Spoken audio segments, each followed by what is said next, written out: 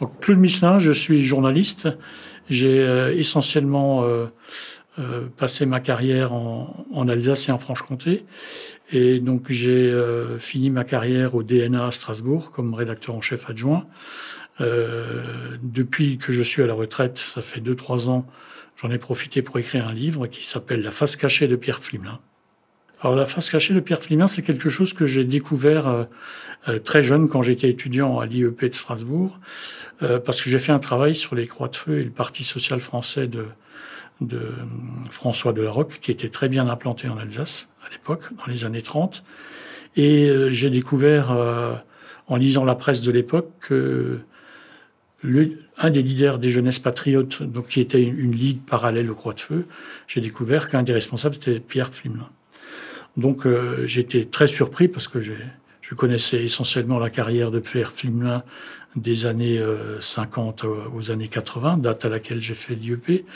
Et donc j'ai gardé ce sujet sous le coude et j'ai ramassé entre-temps tout ce qui était écrit sur l'extrême droite, le fascisme, les ligues des années 30, le 6 février 34, tout ce qui tourne là autour. Et bon, évidemment, j'ai pas eu le temps de m'en occuper pendant que j'étais journaliste. J'avais des postes de responsabilité et je pouvais pas, n'étant pas non plus à Strasbourg, m'en occuper. Et quand je suis revenu à Strasbourg, je me suis rendu compte que personne ne s'était emparé de ce sujet.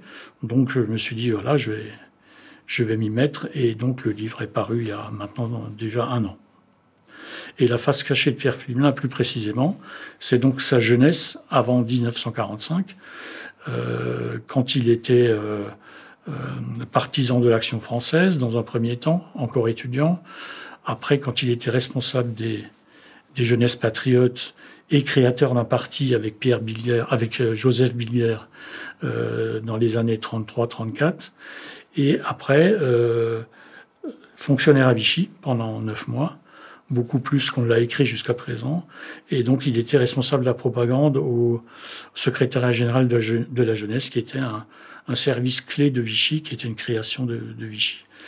Et après, il a obtenu le feu vert pour passer d'avocat à juge. Et grâce à un piston célestadien de M. Demange, qui était très très bien placé à Vichy. Il a donc pu devenir juge et il a été nommé à Thonon-les-Bains donc pendant 3 ans. Avant d'être nommé à Metz, où il a été chargé de mettre en place la justice destinée à juger les collaborateurs. Donc d'avoir jugé des Juifs, il est tout de suite passé à juger des collaborateurs, avant de revenir à Strasbourg en 1945, où il a entamé sa carrière politique comme démocrate chrétien avec un sérieux coup de pouce du frère Médard. Donc après, il a été 18 fois ministre, avant-dernier président du Conseil et toute la carrière politique régionale qu'on lui connaît et après européenne. Billière a reconnu et prétendu qu'il n'était que son avocat. Et Billière, c'était un fasciste paysan, c'était l'équivalent en Alsace de Dorgère au niveau national, donc au lait fourche, un syndicalisme paysan qui a eu quelques succès quand même grâce à lui, notamment pour le prix du lait, des choses comme ça. Mais il a dérivé très vite dans l'antisémitisme et après dans le nazisme. Il a été condamné à 10 ans de travaux forcés à la sortie de la guerre. Donc Sungovien comme Pflimlin, et avec la particularité d'avoir donc eu des procès, effectivement c'est Pflimlin qui était son avocat, mais Pflimlin, et c'est une révélation de mon livre, a créé un parti politique avec Joseph Billière, qui s'appelait Force Nouvelle. Et le troisième larron de cet épisode, c'est M. Erwin Reifenrath, qui était un antisémite notoire de Strasbourg. Donc ces trois-là, Pflimlin, Billière et Reifenrath, ont créé un parti fasciste en Alsace qui s'appelait donc Force Nouvelle, avec un autoritarisme certain et la volonté donc de créer un État fort avec tout ce qui comporte aussi comme antisémitisme avec ces trois personnes. Donc Pflimlin était bien au-delà de ce qu'il a voulu reconnaître quelques décennies après la guerre. Donc dans ce sens-là, il ne peut pas se disculper et dire qu'il n'était pas contre les Juifs de l'époque. Paxton a effectivement écrit sur Bilguer, et Eugène Weber également, qui a écrit un livre sur l'action française, qui traite Bilguer d'un vulgaire nazi, ainsi que il y a un autre historien aussi qui a écrit sur Bilguer et qui sont vraiment pas très élogieux sur lui. Force Nouvelle, ça date de 33-34. Alors, ça n'a pas duré parce qu'il y a eu plusieurs épisodes de regroupement, de tentatives de regroupement de l'extrême droite. Et il semblerait que Bilguer et Reifenrath ont voulu rejoindre une de ces tentatives, ce que Pflimlin n'a pas fait. D'ailleurs, les jeunesses patriotes ont participé plus ou moins, mais pas vraiment activement, à d'autres regroupements. À tel point aussi que les Croix de Feu, qui avaient et après le Parti social français de Larocque, ont eu beaucoup plus de succès en Alsace et n'ont jamais participé à ces tentatives de regroupement comme le Front de la Liberté en 1937. De Larocque en Alsace a dû batailler contre certaines de ces sections qui étaient antisémites, mais lui-même ne l'était pas. Et il y a eu deux régions antisémites parmi le PSF et les Croix de Feu, c'est l'Algérie et l'Alsace. Il y a eu même des évictions, de Larocque est venu plusieurs fois. En revanche, chez les jeunesses patriotes, dont Pflimlin était le responsable adjoint départemental, ça ne posait pas de problème. Reifenrath était donc le patron d'une autre ligue qui s'appelle la Solidarité française, créée par Coty, et c'était vraiment un des 5 mouvements reconnus par les historiens français comme fascistes, avec le Parti populaire de Doriot, la Cagoule, donc la Solidarité française, et Dorgère, dont l'équivalent en Alsace était Bilguer. Pflimlin revient de Caen parce qu'il avait été arrêté juste là où les Allemands ont attaqué. Il était donc capitaine et interprète. Et donc tous ses CV disent qu'il a eu la Croix de guerre. Donc j'ai essayé de savoir pourquoi il a eu la Croix de guerre. En fait, c'était des choses qui étaient complètement gonflées à l'époque par les responsables de tous ces régiments, et à tel point que Vichy a déqualifié un certain nombre de croix de guerre, dont celle de Pflimlin. C'est pour ça, je pense, qu'il n'a jamais fait état de cette croix de guerre et les états de service qui, prétendument, allaient avec. Donc, il a été fait prisonnier, donc évacué en Allemagne. Il a fait plusieurs camps.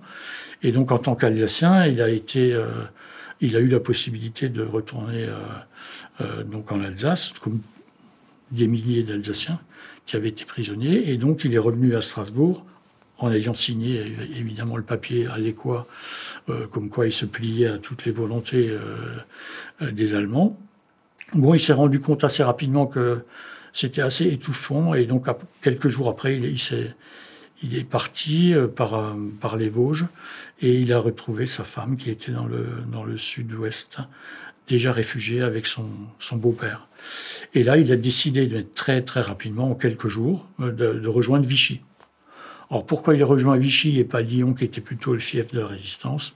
C'est une question que je me pose encore aujourd'hui. Il a dit subrepticement, au détour d'une interview, qu'il fallait qu'il nourrisse sa famille, alors qu'il était encore... il était certes marié, mais il n'avait pas encore d'enfant. Son premier fils, donc Étienne, le futur patron du Crédit Mutuel, est né à Thonon-les-Bains quand il était juge dès 41. Son fils est né là-bas. Et entre-temps, il a été donc 9 mois à la propagande donc, du secrétariat général de la jeunesse, où les plus fervents pétinistes ont rapidement pris la main. Pendant sa période, ça relevait plutôt du scoutisme ou d'autre chose, avec un chef, l'Amiran, qui était très imposant et omniprésent, ce qui fait qu'il n'avait pas beaucoup de pouvoir à ce moment-là, d'autant que le même poste dans la zone nord était tenu également par une forte personnalité. Donc il a décidé assez rapidement d'essayer de trouver autre chose. Il a tenu dans la confidence le sénateur Muller, qui était resté à Vichy, parce que tous les parlementaires alsaciens ont voté pour les pleins pouvoirs à Pétain. Donc lui était resté à Vichy. Il a eu des échanges de courriers que j'ai pu consulter, et où il s'excusait même de vouloir devenir juge plutôt que de rester avocat. Et donc, grâce à Paul Demange, qui était un célestadien qu'il avait connu avant la guerre, qui a d'ailleurs placé et fait évoluer beaucoup d'Alsaciens qui étaient réfugiés à Vichy. Donc, grâce à Paul Demange, déjà il avait eu ce poste au secrétaire général de la jeunesse, mais il a pu devenir juge. Alors là, lui, il dit qu'il y avait droit parce qu'il a fait 10 ans d'avocat. En fait, d'après un spécialiste des itinéraires d'avocats de Strasbourg, ça fait bien plus longtemps qu'il était avocat et que ça ne devait pas poser de problème. Et l'enquête qui a été faite à Strasbourg sur son passé ne pouvait pas lui nuire, puisque son passé de jeunesse patriote l'a plutôt favorisé, puisqu'il y a beaucoup d'anciens de cette Ligue et de l'Action française qui se sont retrouvés à Vichy. Même si je fais toujours une parenthèse sur les gens de l'Action française qui ont aussi, et surtout en Alsace, qui sont passés dans la résistance, notamment dans le Haut-Rhin, à Thann, avec Paul Dingler. Donc, il se retrouve dans ce système qui est très vite très pesant pour lui, et où les plus fachos des fachos de Vichy prennent la main, et là, il a décidé de quitter ce poste, et il devient rapidement juge à Thonon-les-Bains, où il est nommé, et où il prête serment à Pétain. Voilà. Comme tous les juges français, sauf un. Je me souviens plus de son nom, mais il n'y a qu'un seul juge français qui n'a pas prêté serment à Pétain. Sauf que pour Pflimlin, la démarche est différente. Tous les autres étaient déjà juges et se posaient la question de savoir s'ils allaient démissionner ou garder quand même leur job pour vivre. Lui, il a fait la démarche volontaire de devenir juge et de prêter serment à Pétain, ce qui est différent. Alors j'ai une centaine de jugements que j'ai obtenus donc grâce aux archives départementales de Haute-Savoie à Annecy et qui m'ont été relayés par un journaliste d'un journal qui s'appelle Le Faucigny et qui a fait des enquêtes aussi sur la teneur de ces jugements. Alors il s'avère que la chance que j'ai eue, c'est qu'une thèse est sortie juste au moment où mon bouquin devait paraître, d'une juriste suisse qui a vraiment détaillé et commenté ces jugements. Et donc il s'avère que Pflimlin, et il l'a reconnu lui-même. Petite parenthèse, ce qu'il faut savoir, c'est que Pflimlin a reconnu un certain nombre de choses dans un bouquin d'interview qu'il a accordé à Daniel Rieu et Jean-Louis English, qui malheureusement n'ont pas creusé un certain nombre de choses qu'il a affirmées en 89. Donc il a commencé à reconnaître en 89, date à laquelle il a arrêté la politique, il a commencé à reconnaître qu'il avait été fan de l'Action française, jeunesse patriote, Vichy et Thonon-les-Bains, sauf que ni Jean-Louis English ni Daniel Rieu n'ont creusé, n'ont pas rappelé ce que c'était l'Action française, ce que c'était jeunesse patriote, ce qu'il a bien pu faire à Vichy. Donc c'est resté un peu... restait très évasif et tout le monde s'intéressait à l'époque de savoir comment Pflimlin a fini la 4e République, comment ça s'est passé avec De Gaulle, et toute cette partie est restée un peu inaperçue. Et Pflimlin n'a pas donné beaucoup de détails, pas plus qu'il ne l'a fait dans un livre interview avec son petit-fils, Édouard Pflimlin. Les mémoires de Pflimlin commencent en 1945. Dans sa notice, je cite toujours cet exemple dans la notice de l'Encyclopédie Universalis, qui a paru quand il est décédé en 2000, a été faite par Paul Colloval, qui était son directeur de cabinet, qui évidemment ne fait aucune allusion non plus à ce qui s'est passé avant 1945. J'ai eu la chance de rencontrer Paul Colloval à plusieurs reprises, et chaque fois que je lui demandais « Mais pourquoi, vous êtes quand même journaliste, vous n'avez pas évoqué cet aspect-là des choses, pourquoi vous ne l'avez rien dit ?» Et il me dit « Mais vous savez, Pierre Pflimlin n'aimait pas trop qu'on parle de ça. » Voilà. Voilà comment les choses se sont passées, et ça c'est l'Encyclopédie Universalis, je les ai fait réagir plusieurs fois, je n'ai jamais eu de réponse, alors que même Wikipédia, dont on dit qu'ils sont vraiment le niveau en dessous de l'Encyclopédie Universalis, c'est certainement vrai sur beaucoup d'autres sujets, mais en l'occurrence font allusion à cette partie de la vie de Pierre Pflimlin. Et moi, à l'époque, j'ai essayé, quand je travaillais sur les Croix de Feu, j'avais essayé de joindre Pflimlin justement pour essayer de creuser cette partie de sa vie. D'autres l'ont fait, Dominique Lerche, Léon Strauss. Ils n'ont eu aucune réponse de la part de Pflimlin. Donc il a tout fait pour, en tout cas tant qu'il était en politique, il a tout fait pour qu'on ne parle pas de ça. Et alors là, je pense qu'il y a aussi une complicité de tous les autres partis politiques et de tous les gens qui le savaient, parce que c'est vrai qu'un certain nombre de gens, dans le milieu politique, dans les rédactions, savaient ce qu'avait fait Flimin. Et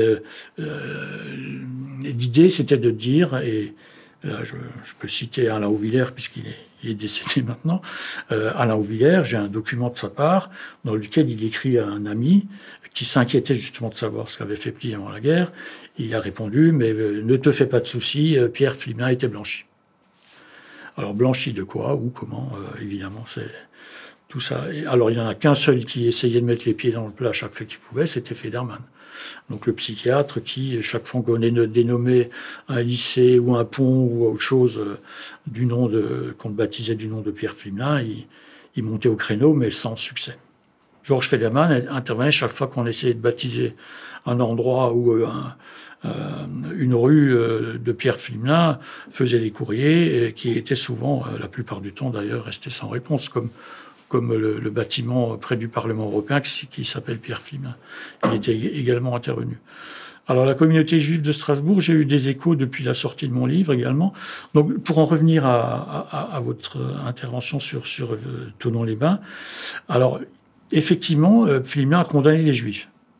Alors il se justifie de deux manières qui sont contradictoires et qui peuvent poser question. La première, c'est de dire, oui, ceux qui arrivaient jusque devant notre tribunal devaient s'estimer contents parce que la plupart des autres qui étaient arrêtés partaient directement dans des camps, à Rivesaltes ou ailleurs. Donc ceux qui passaient devant notre tribunal étaient plutôt chanceux parce que effectivement, et ça c'est décrit par la thèse dont je parlais tout à l'heure de cette chercheuse suisse. Effectivement, les jugements du tribunal, ceux de Flimin ou de ses trois autres collègues, pour la petite histoire, il y en a un qui s'appelait Trottmann, qui n'est pas de la famille, mais c'est assez drôle, donc était assez léger. Et il disait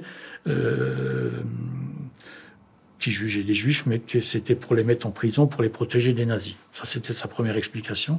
Et la deuxième, 2 pages plus loin, c'était de dire, mais de toute façon, ils n'avaient pas à se plaindre parce qu'on les livrait quasiment tout à fait rapidement, quoi. Donc, c'est un peu contradictoire. Donc, les Juifs qu'il a condamnés, il l'a reconnu aussi, mais personne n'a jamais rebondi sur ces faits-là. Et depuis, j'ai eu, notamment lors d'interventions et de présentations du livre, j'ai eu des témoignages de Juifs qui m'ont dit, écoutez, moi, j'ai un ami qui était à Thonon, qui était un industriel, qui sentait qu'il allait avoir des problèmes avec les Allemands. Il a appelé Pierre Flimin, qui lui a dit qu'il pouvait rien faire pour lui, et il l'a essayé à plusieurs reprises. Et depuis, j'ai aussi pas mal de témoignages d'Israélites qui me disent, sous Flimin, quand il était maire, nous n'avons jamais eu aucun marché, que ce soit de peinture ou d'autres choses, d'autres travaux. Ça, c'est quelque chose qui revient assez souvent. Bon, voilà. Alors, ces témoignages, ça vaut ce que ça vaut, mais il y a quand même une concordance et un faisceau d'indices qui prouvent que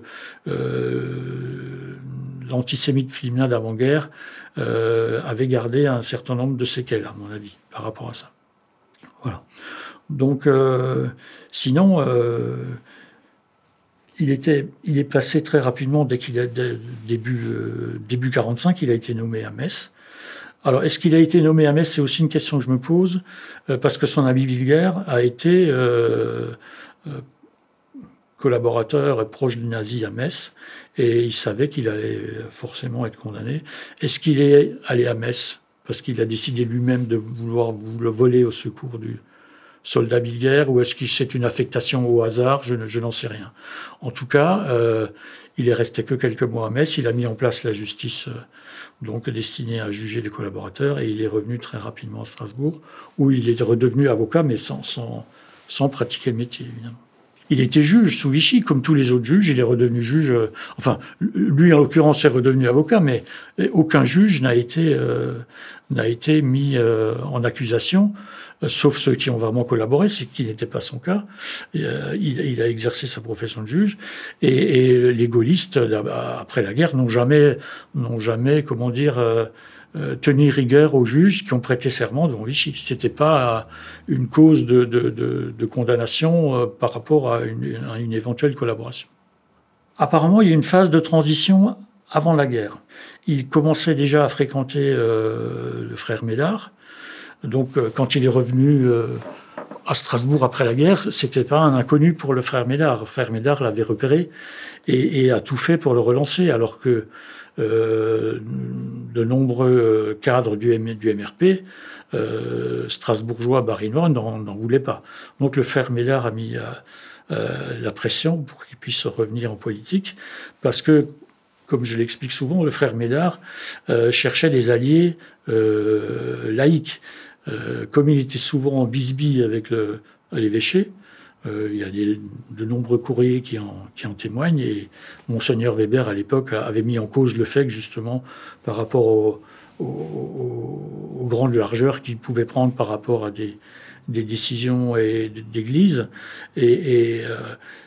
frère Médard cherchait des soutiens ailleurs que dans l'église. Et donc, il comptait sur Pierre Pflimlin par rapport à ça.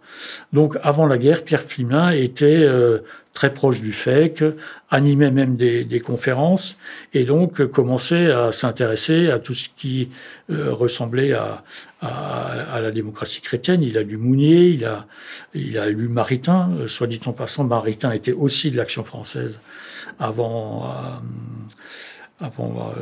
que la condamnation du pape intervient. Et donc, il baignait un peu dans ce milieu qui lui était quand même assez étranger par rapport à son passé récent. Mais bon, il a très vite oublié, en acceptant ou en allant à Vichy, il a très vite oublié cette parenthèse.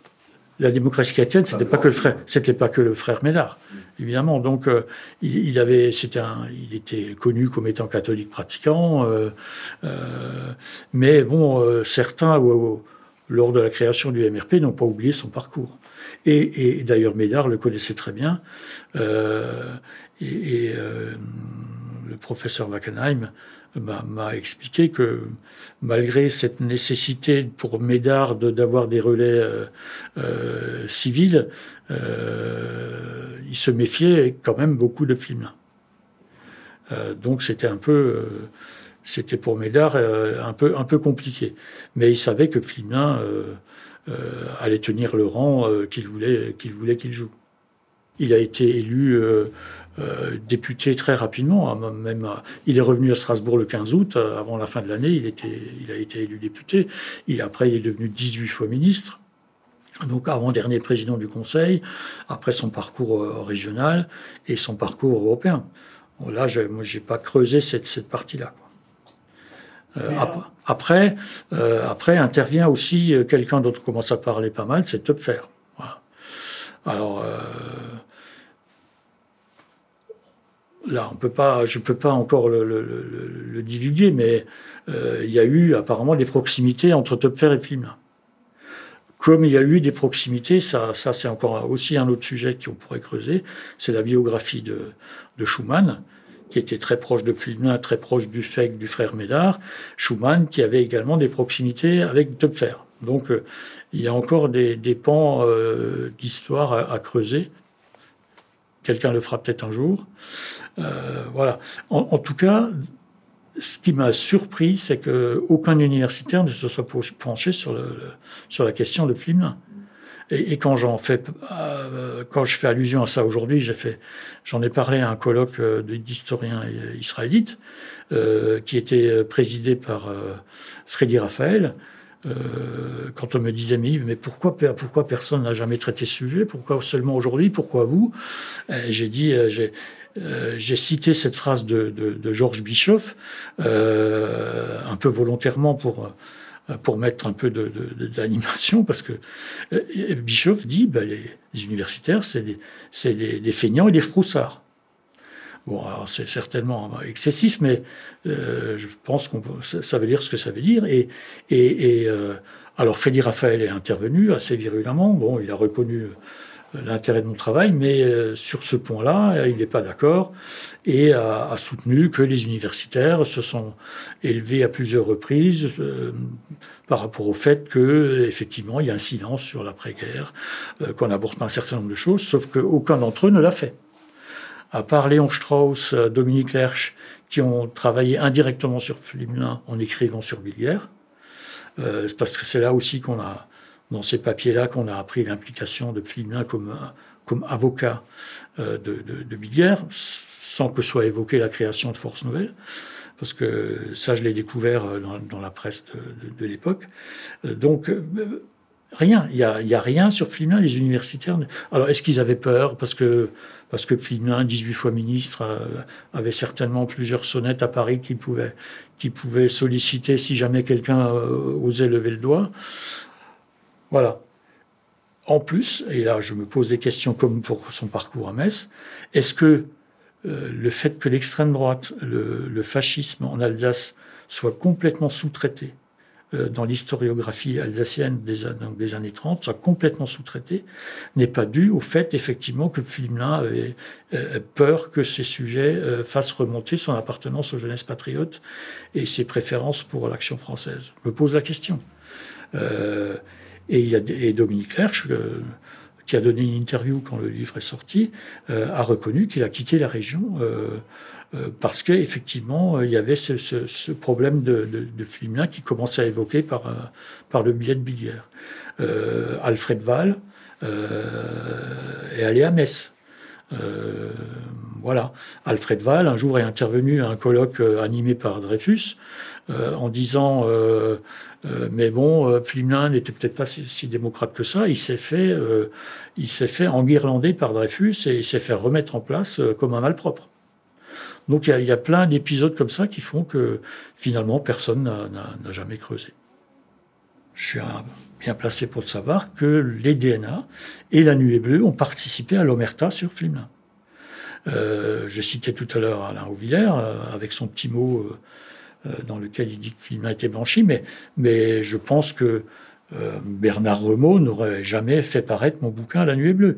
C'est Mathilde Renault, sa fille, qui a décidé de le faire, comme elle a décidé de publier le livre de mon ami Michel Veckel, que vous avez eu tout à l'heure. Donc, ça commence à se libérer, mais le problème, c'est qu'aujourd'hui, on n'a plus les sources ni les témoignages qu'on aurait pu avoir il y a 30-40 ans. J'ai quand même eu des témoignages, notamment de l'entourage de Flimelin. J'ai eu le témoignage d'Antoinette, sa fille, qui a mis beaucoup de temps à me recevoir, mais bon, j'ai finalement obtenu une rencontre, voire plusieurs rencontres. Elle a collaboré en donnant des photos aussi, et en situant un peu où ils étaient positionnés à Thonon-les-Bains quand Pierre Flimelin était juge. Et donc je suis allé faire un tour aussi à Thonon-les-Bains. J'ai visité la maison de repos de vacances que Flimelin fréquentait tous les étés, où ils se sont très bien acclimatés et où on se souvient encore des Flimelin. Les anciens se souviennent encore des Flimelin et la manière dont Flimelin participait au foin. Enfin, il s'était vraiment adapté, intégré dans ce village de Rédreau, qui est à une vingtaine de kilomètres de Thonon-les-Bains. Donc voilà, je suis aussi allé sur le terrain, les archives, effectivement, et beaucoup de livres de témoignages du frère Médard, de Monseigneur Bouquel. J'ai eu interrogé donc le professeur Wackenheim. Alors, j'ai pas eu de réaction vraiment des milieux politiques. J'ai eu une réaction de la famille qui, pour se disculper un peu, m'a fait savoir qu'il n'y aurait pas de procès. Donc, je pense à la moindre des choses, mais que finalement, ce n'était qu'un livre de journalistes et qu'ils allaient constituer une commission de vrais historiens pour revoir toutes ces questions. Voilà, sachant que les vrais historiens, entre guillemets, étaient avec moi et m'ont aidé dans mon travail, ils m'ont aiguillé. Et déjà à l'époque de de mes études sur les croix de feu et de la roque, c'était Léon Strauss qui m'avait incité à travailler sur ce sujet. Sachant, pour en revenir à l'extrême droite sous-traitée dans les années 30, sachant que les croix de feu avaient des sections dans quasiment toutes les communes moyennes du Haut-Rhin et du Bas-Rhin à l'époque. Et encore plus quand les croix de feu se sont transformés en Parti social français à leur dissolution en 1936. Delaroque est venu plusieurs fois en Alsace. J'ai des traces de Delaroque qui visite le Sungo avec les communistes qui lui avaient mis des clous sur la route, enfin des épisodes comme ça. Bon, l'aspect plus compliqué pour Delaroque, c'était l'antisémitisme qu'il voulait combattre donc en Alsace, ou les sections, et ça, c'est pas surprenant par rapport à l'antisémitisme qui a imprégné beaucoup plus l'Alsace que d'autres régions en France, globalement, en dehors même de l'extrême droite. Donc l'extrême droite dans les années 30 a été complètement ignorée. Le seul travail sérieux a été fait par une jeune historienne, également sur les croix de feu et le PSF. Elle a repris le flambeau de mon travail en étant beaucoup plus précise, beaucoup plus complète, parce que moi, ce n'était qu'un mémoire de l'IEP. Et à ma connaissance, en dehors d'un autre papier sur l'action française,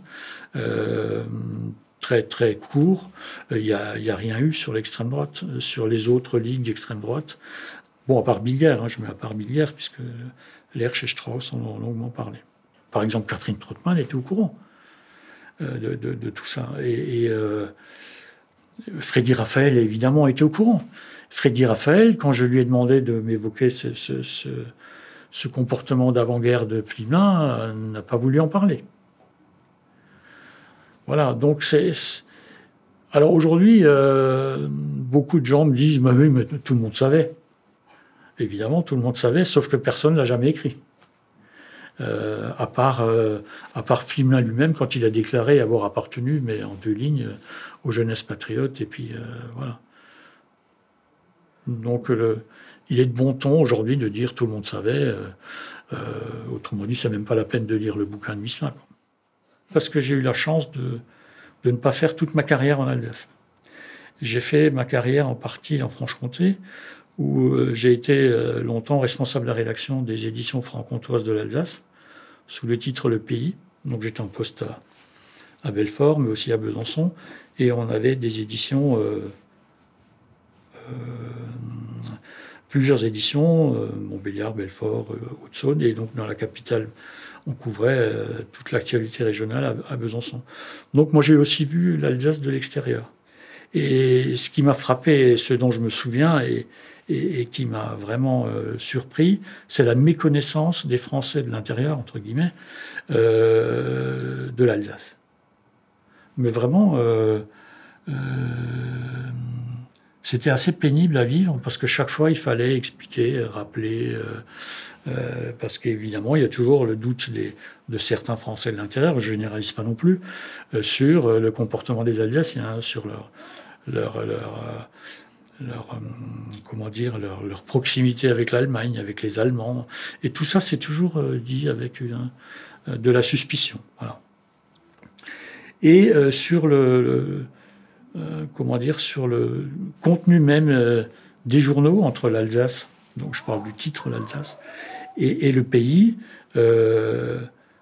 on était dans une autre mentalité, notamment par rapport au traitement des faits divers. Bon, maintenant, aujourd'hui, je pense que l'Alsace a rattrapé les journaux du groupe EBRA, donc tous les journaux, l'Est républicain, Républicain Lorrain, jusqu'au Progrès, au Dauphiné Libéré. Tout le monde est maintenant sur le même plan par rapport au traitement des faits divers, parce qu'on s'est aperçu, j'allais dire grâce ou à cause d'Internet, les rédactions ont pu compter le nombre de clics qu'il y avait sous les papiers. Et on s'est aperçu, ce qu'on pressentait évidemment, c'est que il y avait beaucoup plus de clics sous les faits divers que sous les papiers politiques, par exemple, ou culturels. Et il y a une vraie différence d'approche entre Haut-Rhin et Bas-Rhin. Alors, ce qui est assez surprenant, c'est que Flimelin, je reviens à Flimelin, je suis désolé, Flimelin et René Urich ont sorti un livre sur l'Alsace, je ne sais plus, sa terre, sa destinée, Et il y a une description, mais qui colle parfaitement, d'après moi, à la différence, à cette différence entre le haut-rhinois et le bas-rhinois. Si vous voulez, je peux vous la lire. Donc, les origines mulhousiennes de Pierre Philemin et son statut de strasbourgeois, la notion confère à la description une certaine justesse. Je cite. Le haut-rhinois est vif, imaginatif, généreux, facilement emporté par la colère ou l'enthousiasme. Sa gaieté est bruyante, son indignation aussi. L'une et l'autre s'expriment dans un vocabulaire coloré. Le bas-rhinois, si on le compare à son voisin du sud, on est tenté de dire du midi, paraît plus calme, plus mesuré, plus sensible aux nuances de la pensée. Ses déterminations procèdent moins de l'impulsion et davantage du calcul. Lorsque la dispute éclate, le bas-rhinois reproche au haut-rhinois d'être grossier et celui-ci réplique en accusant le bas-rhinois de manquer de franchise. En fait, par rapport aux craintes qu'ont les Alsaciens de se voir dilués dans une grande région, moi je relève pas de ce pessimisme, je suis plutôt optimiste par rapport à ça, parce que la région Alsace, l'Alsace, ok, il y a la langue. Alors là, la langue, je suis plutôt plus pessimiste sur le dialecte. Il y a la géographie. L'Alsace est bordée à gauche par les Vosges, à droite par l'Allemagne, au nord par l'Allemagne, au sud par la Suisse. Je veux dire, cette entité existera toujours. Après, que l'intendance se fasse sur une grande région ou sur la CEA, je vois pas en quoi ça empêcherait les Alsaciens d'être Alsaciens. Ça, voilà. Donc, je suis plutôt optimiste par rapport à ça. Par contre, sur le dialecte, est-ce qu'on peut le faire perdurer par perfusion ? Là, j'ai des doutes. S'il n'y a pas la demande, s'il n'y a pas l'envie, je crains qu'à force, on parle plus que l'allemand, et le français et l'allemand. D'ailleurs, la préoccupation des parents, en tout cas ceux de ma génération, c'était plutôt de faire apprendre l'allemand aux jeunes que l'alsacien. Moi, j'ai eu des punitions parce que dans la cour de l'école, j'avais parlé en alsacien. Ça, c'était un autre temps. On ne peut pas impunément avoir été ballotté comme a été ballotté l'Alsace sans avoir des séquelles. Alors bon, les séquelles, elles sont positives, mais il y en a d'autres qui le sont moins. Par exemple, quand j'étais dans d'autres régions, il m'arrivait de ne pas me vanter d'être alsacien sur un certain nombre de comportements de mes compatriotes du Haut-Rhin et du Bas-Rhin. Mais bon, l'identité alsacienne, elle existe forcément. Alors, est-ce que pour la faire perdurer, il faut faire renaître les vicissitudes qui ont occasionné cette identité ? Évidemment que non. Mais forcément, cette identité va se diluer. Un certain nombre de fondamentaux, de par justement le cadre géographique de cette région, devraient perdurer. La culture alsacienne, elle est en partie, elle relève en partie d'un folklore qu'on ne partage pas forcément. Hein. Sinon, il y a des auteurs, il y a quelque chose qui perdure aussi, c'est que c'est quand même la seule région de France à avoir une dénomination pour les livres qui concernent sa région, les Alsatiques. À ma connaissance, ça n'existe nulle part ailleurs. C'est quand même un élément important qui traduit à la fois une culture, mais aussi une production importante, une production littéraire importante. L'avenir de l'Alsace par rapport à cette persistance d'identité, vous voulez dire, je pense. Moi, je suis pas devin. Moi, personnellement, je sens pas trop l'avenir du dialecte. Mais sur l'appartenance à une région, alors, est-ce qu'on peut appeler ça culturel ou pas, mais l'appartenance à une région, je pense que ça va perdurer un moment, de par ce cadre qui est quand même très figé. Après, le contenu va évoluer. Mais il évoluera forcément parce que les circonstances qui ont créé ce cadre, cette identité, ne vont pas se reproduire. Donc ça va forcément se diluer. On le voit bien par les tentatives de remise en cause du Concordat. D'autres remises en cause, si ce n'est que des jours fériés. des choses comme ça. Bon, moi, personnellement, le concordat, je ne suis pas un partisan farouche, d'autant que les musulmans ne sont pas intégrés dans le processus. Donc voilà, la pratique religieuse étant ce qu'elle était, est-ce que le concordat se justifie encore? Voilà. Après, on a vu ce que ça a donné en 24, je pense qu'on n'en est plus là, mais il y a encore des forces conservatrices qui feront que ce sera un grand scandale que la France veuille mettre en place ces lois laïques. Moi, j'ai vraiment un détail que je soulève souvent, justement quand on parle de culture alsacienne, parce que pour moi la gastronomie fait partie de cette culture, on laisse échapper ce qui semble être des détails, mais le diable se niche dans les détails pour moi. Je me bats depuis des décennies maintenant. Vous allez rigoler parce que c'est vraiment un détail gastronomique.